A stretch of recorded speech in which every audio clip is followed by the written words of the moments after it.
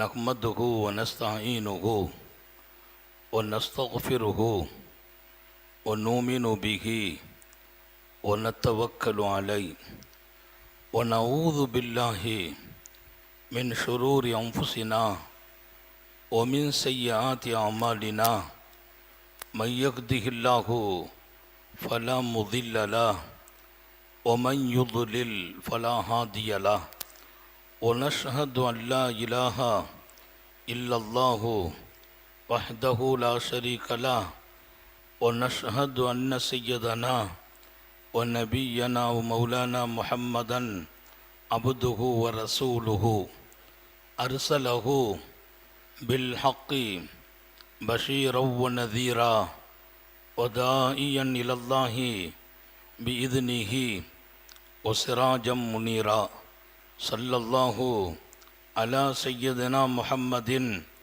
व आलिहिल अबरार व अस्हाबिहिल अख़यार व अज़वाजिहि तय्यिबात ताहिरात औसीकुम इबादल्लाह व इय्याय अव्वलम बितक़वल्लाहि अम्मा बाद फ़अऊज़ु बिल्लाहि मिनश शैतानिर रजीम बिस्मिल्लाहिर रहमानिर रहीम इन्ना औलियाउहु इल्लल मुत्तक़ून वक़ाल नबियुल्लाहि सय्यदुल बशर मुहम्मदुन रसूलुल्लाहि सल्लल्लाहु अलैहि वसल्लम रुब्ब अशअसा गुबर मदफ़ूउन अलल बाब लौ अक़सम अलल्लाहि लअबर्रा सदक़ नबियुल्लाहि सल्लल्लाहु अलैहि वसल्लम. எல்லாம் வல்ல அல்லாஹுவின் அன்பும் மேலான கருணையும் நமக்கெல்லாம் வந்து சேரட்டுமாக. நமது உயிரினும் மேலான கண்மணி ஹாத்தமுன் நபியின் முஹம்மதுர் ரசூலுல்லாஹி ஸல்லல்லாஹு அலைஹி வஸல்லம் அவர்களின் அன்பையும் ஷஃபாஅத்தையும் பெறுவதற்கு அல்லாஹ் நம் எல்லோருக்கும் தௌஃபீக் செய்வானாக. வல்ல ரஹ்மான் நமக்கும் நம்முடைய பெற்றோர் மனைவி மக்கள் குடும்பத்தார் யாவருக்கும் உயிருள்ள வரையிலும் உடல் சுகத்தை நசீபாக்கி தருவானாக. மருத்துவமனை கஷ்டம் அதன் சிரமம் செலவுகளிலிருந்து நிரந்தரமான பாதுகாப்பை அல்லாஹ் நம் எல்லோருக்கும் கொடுத்தருள் புரிவானாக. வானம் பூமியினுடைய ஆபத்துகளை விட்டும் முசீபத்துகளை விட்டும் கெட்ட முடிவுகளை விட்டும் நம்மையும் நம் குடும்பத்தையும் பாதுகாத்து அருள் புரிவானாக. அவனுடைய படைப்புகளின் தீங்குகள் அனைத்திலிருந்தும் நம்மையும் நம் சமூகத்தையும் காத்தருள் புரிவானாக. அல்லாஹு ரப்புல் ஆலமீன் இந்த மனித உலகில் நம்முடைய வாழ்க்கை எப்போதுமே மிகச்சரியாக பயனுள்ளதாக இருக்க வேண்டும் என்பதை வலியுறுத்துவான். நான் வாழ்கிற காலம் பயனளிப்பவனாக வாழ வேண்டும். அல்லாஹ் தௌஃபீக் செய்வானாக. இதில் வரக்கூடாது என்கிறான் அல்லாஹ். சில காரியங்களை பயனுள்ளவனாக இருக்க வேண்டும். மனிதர்களில் சிறந்தவர்கள் யார் என்று கேட்டபோது நபிகள் நாயகம் ஸல்லல்லாஹு அலைஹி வஸல்லம் மை யன்ஃபஉன் நாஸ், அவரால் மற்றவர்கள் பயன்பெறுவார்கள், அவரே சிறந்தவர். நான் சிறந்தவன் எப்போது? என்னால் பல பேர் பயன் பெறுகிறார்கள் என்றால் நான் சிறந்தவன். ஒவ்வொருவர்களும் இந்த அடிப்படையை கவனத்தில் வைக்க வேண்டும். நான் எந்த வழியில் மற்றவர்களுக்கு பயனளிக்கிறேன்? நான் யாருக்கெல்லாம் பயனளித்தேன்? எப்படி பயனளிக்கிறேன்? ஒரு பயனாளியாக நான் இருக்க வேண்டும். என்னால் பல பேர் பயன்பெற வேண்டும். அதுதான் சிறந்த மனிதர்களின் அடையாளம். இறை அச்சம் உள்ளவர்கள் ஒரு பக்கம், இறை நேசர்கள் என்று அல்லாஹ் சொன்னான். இறை நேசர்களுக்கென்று சில அடையாளங்களை சொல்லுகிறான். நான் இறை நேசத்தை பெற்றவனா? ஒவ்வொருவர்களும் கவனிக்க வேண்டும். இந்த மண்ணில் வாழ்கிற போது, வாழ்ந்து முடிகிற போது இறை நேசம் பெறாமல் அவனை போய் சந்திப்பதில் என்ன அர்த்தமும் பொருத்தமும் இருக்க முடியும்? நான் என் ரப்பை சந்தித்தே தீர வேண்டும். அவன் நேசம் பெறாமலா? அவன் நெருக்கம் பெறாமலா? நான் அவனை சந்திக்கும் காலை அவன் நேசத்தையும் நெருக்கத்தையும் பெற்றிருக்க வேண்டும்.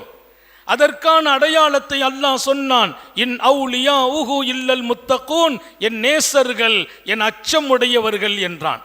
என்னை அஞ்சி வாழ்பவர்கள் என்றான். என் கட்டளைகளை மீறியவர்கள் இல்லை என்று சொன்னான்.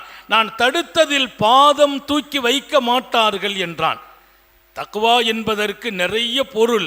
அதில் பிரதான பொருளை அப்துல்லா இப்னு அப்பாஸ் ரலியல்லாஹு அன்ஹு அவர்களுக்கு பெயர் ரயீசுல் முஃபஸ்ஸிரீன், திருக்குர்ஆனுக்கு விளக்கம் சொல்வதில் அவர்கள்தான் தலைமை. அவர்கள் சொல்வார்கள், தக்வா என்ற அரபி சொல்லுக்கு அவன் ஏவல் அத்தனைக்கும் நீ வழிபட வேண்டும், அவன் தடுத்ததில் கால் வைக்க கூடாது. வலிமார்கள் யார்? இறை நேசர்கள் யார்? அல்லாவின் ஏவலில் சரியாக இருப்பார்கள், அவன் தடுத்ததில் காலெடுத்து கூட வைக்க மாட்டார்கள். அது அவர்களின் அடையாளம். அல்லாஹ் நமக்கு தௌஃபீக் செய்வானாக. நான் தடுக்கப்பட்டதுக்குள்ளே நுழையக்கூடாது. அதுதான் அல்லாஹ் கொடுத்த டார்கெட். எதற்கு? என் நேசத்தை அடைவதற்கு. நான் எதை தடுத்தேனோ அங்கே வராதே, நின்று விடு. தடுக்கப்பட்டவைகளில் கால் வைத்தாயா அல்லாவின் நேசம் தடைபட்டு போகும். அவன் நேசம் தடைப்பட்டால் அதற்கு எப்படி நான் பொருள் சொல்வது என்று எனக்கு புரியவில்லை. மனிதனின் நேசத்திற்கு பிரியப்படுகிறோம், மனைவியின் பிரியம் கிடைக்க ஆசைப்படுகிறோம், பிள்ளைகள் நம்மை பிரியப்பட வேண்டுமே என்று நினைக்கிறோம், பல பேர்களின் நேசம் கிடைக்க துடிக்கிறோம். நேசத்திலெல்லாம் பெரிய நேசம் அல்லாவின் நேசம் இல்லையா? அவன் நேசம் கிடைப்பதற்கு எது தடையோ அதில் நான் கூடாது என்பதும் கவனம் அல்லவா? அவன் நேசத்தை தடை செய்யும் காரியம், நான் எதை தடுத்தேனோ அதற்குள் நீ வராதே, என் நேசம் கிடைக்கும்.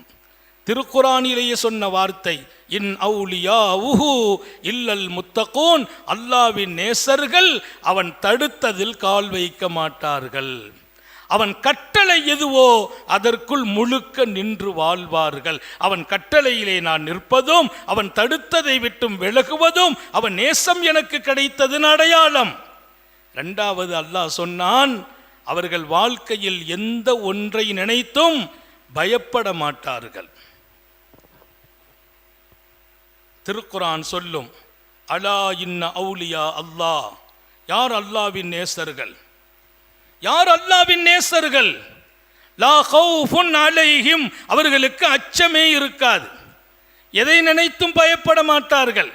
இன்றைக்கு பயம் வருகிறது, நாளைய பொருளை நினைத்து, அடுத்த காலத்தை நினைத்து, வியாதியை நினைத்து, எதிரிகளை நினைத்து, சூழ்நிலைகளை நினைத்து, வருங்காலம் எப்படி இருக்குமோ, என் பிள்ளைகளை எப்படி நான் கரை சேர்ப்பேனோ, எப்படி தொழிலை வளமாக்குவேனோ, எப்படி என்னுடைய வியாபாரத்தை பலப்படுத்துவேனோ, நான் இது இல்லாமல் போய்விடுவேனோ, இந்த பயமே இறைநேசத்தை நான் பெறலன்னு அர்த்தம். இறைநேசத்துக்குள்ள வரலன்னு அர்த்தம். பயம் டேஞ்சர், பயப்படவே கூடாது. எதிர்காலத்தை பற்றி பயப்படுவதும், வருங்காலத்தையும் இருக்கும் காலத்தை நினைத்து பயப்படுவதும்,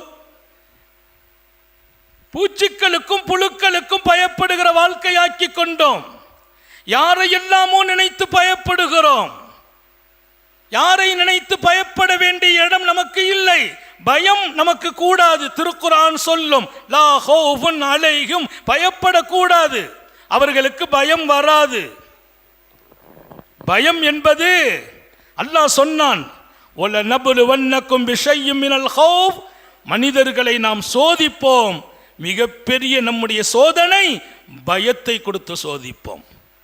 அல்லாவின் சோதனை பயம். சில பேருக்கு பூச்சிக்களை பார்த்து மாத்திரமல்ல ஃபேன் விழுந்துருமா? பயம். பயம் வந்துச்சு, வாழ்க்கை ஸ்தம்பிச்சு போயிடும். வண்டியில் ஏறினா கீழே விழுந்துருவோமா? அவர் வண்டியில் ஏற மாட்டார். வாகனத்தில் போனால் ஏதாச்சும் நடந்து விடுமா? ஏற மாட்டார். பயம் கூடாது என்கிறான் அல்லாஹ். பயம் என் சோதனை என்றான். பயத்தை கொண்டு சோதிப்போம். இன்னொரு செய்தி என்ன தெரியுமா? அல்லாஹ் சோதிக்கின்ற சோதனைகளில் கொஞ்சம் கடுமையான சோதனை பயம் என்றார்கள். அல்லாஹ் ஒருத்தரை கொஞ்சம் கடுமையாக சோதிக்க நினைப்பானா அவர் மனசில் பயத்தை போட்டுருவான். டோட்டல் வாழ்க்கை எல்லாவற்றிலும் நிம்மதி இழந்து விடுவார். பயந்து பயந்து வாழ்கிற வாழ்க்கை அது அர்த்தமுள்ள வாழ்க்கை அல்ல, நிம்மதியான வாழ்க்கையும் அல்ல. என் நேசம் யாருக்கு கிடைக்குமோ அவர்கள் பயப்பட மாட்டார்கள். நேசம் கிடைக்க வேண்டுமா? அவர்கள் பாவம் செய்ய மாட்டாங்க, தடுத்ததுல நிக்க மாட்டாங்க. நேசம் கிடைத்ததா பயப்பட மாட்டார்கள். அப்ப நேசம் கிடைக்கிறதுக்கு பாவத்தில் போய் நிக்க கூடாது, கிடைத்த பின்னால் பயம் வரக்கூடாது, எந்த ஒன்றையும் நினைத்து பயப்படக்கூடாது. ஒலாகும் யஹ்ஸனூன், இரண்டாவது அதுல சொன்னான், கவலைப்பட மாட்டாங்க. கவலையே கிடையாது வாழ்க்கையில கவலைப்படுறவங்க அல்லாஹ்வின் நேசர்கள் அல்ல. துன்யாவை நினைச்சு என்ன கவலைன்னு கேட்கிறேன். பெருமானார் சொல்வாங்க, உன் கவலையெல்லாம் அல்லாஹ்வாக, மார்க்கமாக, தீனாக, மறுமையாக ஆகட்டும், துன்யாவின் கவலைகளுக்கு அல்லாஹ்வே பொறுப்பெடுப்பான். கவலை ஒன்றுதான் நம்முடைய கவலை. என் மறுமை நல்லா இருக்க வேண்டும், சுவனத்திற்கு போக வேண்டும், அல்லாஹ்வின் அன்பை பெற வேண்டும், ரசூலின் நெருக்கம் கிடைக்க வேண்டும். அது குறித்து கவலை இருக்கலாம். இந்த உலகத்தில் எதை குறித்தும் கவலை வரக்கூடாது. உலக விஷயங்களில் கவலை உன் ஈமானின் பலகீனம் என்றார்கள். துன்யாவில் கவலைப்படுவதா? வாழ்க்கையை நினைத்து கவலைப்படுவதா? வாழ்வாதாரை நினைத்து கவலைப்படுவதா? பயம் கூடாது, கவலையும் கூடாது. கவலையும் பயமும் என் நேசர்களுக்கு இல்லை. மதாயினை நோக்கி ஒரு படை, மதாயின் நகரத்தை நோக்கி ஒரு பெண்ணம்பெரிய படை அனுப்பப்படுகிறது. அந்த படையின் தளபதி ஹஜ்ரத் சாத் இப்னு அபி வக்காஸ் ரலியல்லாஹு அன்ஹு, நபித்தோழர். நபித்தோழர்னு சொன்னால் மிகப்பெரிய நபித்தோழர். அவங்க எதை கேட்டாலும் அல்லாஹ் கொடுத்துருவான். அப்படிப்பட்ட தோழர். அல்லாஹ்வின் நேசம் எப்படி அவரோடு இருந்தது? அவங்க கையேந்தினா கிடைச்சிடும். அல்லாஹ் அந்த வாழ்க்கையை நம்ம எல்லாருக்கும் நசீபாக்குவானாக. இன்னைக்கு அந்த மாதிரி ஒரு 4 பேர் துன்யாவில் தேவைப்படுது. கேட்டால் கிடைக்கணும். அல்லாஹ்ட்ட போய் அவங்க சொன்னால் அல்லாஹ் ஏற்றுக்கிடணும். அப்படி மனிதர்கள் தேவை. ஹஜ்ரத் சய்யிதுனா சாத் பின் அபி வக்காஸ் ரலியல்லாஹு அன்ஹு அல்லாஹ்ட்ட கேட்டா கொடுத்துருவான். அவர்களின் தலைமையில் ஒரு படை மதாயினை நோக்கி நதியை கடக்க வேண்டும். பிரம்மாண்டமான தஜ்லாவை கடந்து அந்த பக்கம் போகணும். நதியை கடந்தால்தான் அந்த பக்கம் போக முடியும். சாபாக்களுடைய வாகனங்கள் எல்லாம் வந்து நிற்கிது. எதிரிகள் முன்னக்கூடிய திட்டம் போட்டிருந்தாங்க. முன்னதாகவே அவங்க போட்ட திட்டம் என்ன தெரியுமா? இவங்க உள்ளே வந்துடக்கூடாது. ஏன்னா இவங்க போகிற ஏரியா அந்த பக்கம், ரெண்டுக்கு மத்தியில் பெரிய ஆறு. இந்த ஆற்றில் கடப்பதற்கு பிரம்மாண்டமான பாலம். இந்த சஹாபிகளின் படை உள்ளுக்குள்ளே வரக்கூடாதுன்னு சொல்லி அவங்க எடுத்த முடிவு, அந்த பாலம் மொத்தத்தையும் தகர்த்தார்கள். அவங்க போர்லாம் செய்யலை, நம்ம கூட போர் செய்வதற்கு பலம் இல்லை, பாலத்தை தகர்த்தார்கள். இடிச்சு நொறுக்கிட்டாங்க பாலம். இப்போ இந்த இருந்து அந்த பக்கம் போக முடியாது. அது சராசரி ஆறு அல்ல, கடலுக்கு சமமான ஆறு. கடலுக்கு சமம். கீழே இறங்குனா மேலே ஏற முடியாது. ஆழம் கண்ட ஆறு. பாலத்தை இடித்து தகர்த்தார்கள். இங்கிருந்து அந்த பக்கமாக போவதற்கு அவசரத்துக்காக படகுகளும் கப்பலும் இருந்தது. எல்லா படகையும் கப்பலையும் இங்கிருந்து கடத்தி விட்டார்கள். படகும் இல்லை, கப்பல்களும் இல்லை, போக முடியாது. பாலங்கள் உடைக்கப்பட்டது. சஹாபாக்களின் ஜமாத் அங்கே வந்து நிற்கிறார்கள். இங்கிருந்து அந்த பக்கம் பார்த்தால் எதிரிகளின் அந்த பகுதி எந்த ஒரு மகாந்தரமும் போவதற்கான வழியை வைத்து வைக்கவில்லை. பாலம் இடிக்கப்பட்டு கிடக்கிறது. கப்பல்களும் இன்னொரு பக்கம் போர்டுகளையும் அவர்கள் அந்த பக்கமாக கொண்டு நிறுத்திவிட்டார்கள். சாத் பின் அபி வக்காஸ் ரலியல்லாஹு அன்ஹு சொன்னார்களாம், தோழர்களே எனக்கு பின்னால் வாருங்கள், பிஸ்மில்லா. ஒரு பார்வை ரப்பை நோக்கி பார்த்தார்கள். நாங்கள் அஞ்ச மாட்டோம், நாங்கள் எதற்கும் அஞ்ச மாட்டோம், கவலையும் பட மாட்டோம். இப்படியெல்லாம் ஆகி போச்சே, வாங்க நம்முடைய கட்டளை அங்கே போகணும். பிஸ்மில்லான்னு குதிரையை தண்ணீரில் இறக்கினார்கள். இதெல்லாம் கற்பனை அல்ல, புராண கதைகள் அல்ல, சத்திய வரலாறுகள். உள்ளே இறங்கிய போது அந்த வாகனம் மேலே நடக்குது, தண்ணிக்கு மேல். அத்தனை சஹாபிகளும் இறங்குகிறார்கள். இவர்கள் தண்ணீருக்கு மேல் இந்த வாகனம் தாவி போக குதிரைகள்.